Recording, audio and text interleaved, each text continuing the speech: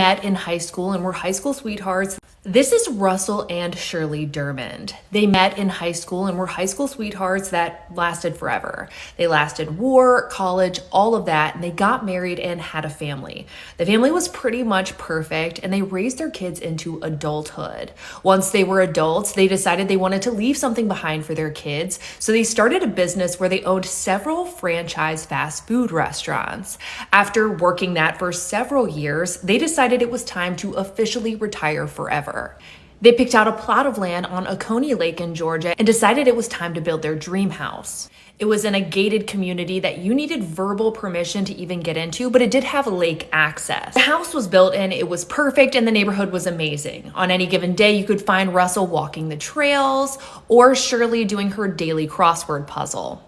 Nothing seemed off until Russell and Shirley missed a social event with their neighbors. The neighbors tried calling, but they didn't answer. And after a couple days of trying to call the Dermonds, the neighbors went over to check on them. They knocked on the door, but they didn't get any response. Nobody talking, nobody moving around. So they decided they need to go inside.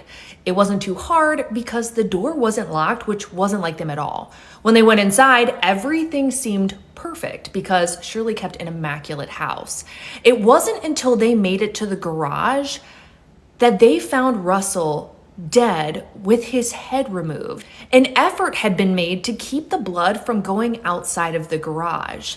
His head was missing, and so was Shirley. She was nowhere to be found, and there was no evidence as to what happened. They weren't even sure if Russell had been killed in the garage itself. It took 2 weeks until fishermen on the lake not far from where they lived found Shirley's body. Her head was not missing, but Russell's has never been found. This investigation has gone on for years and years and years, and no person of interest or suspect has ever been named. And not for lack of effort, because the sheriff has made it his personal mission to bring justice to this case. If you want more details in the full case, check out this week's episode on the Big Mad True Crime podcast.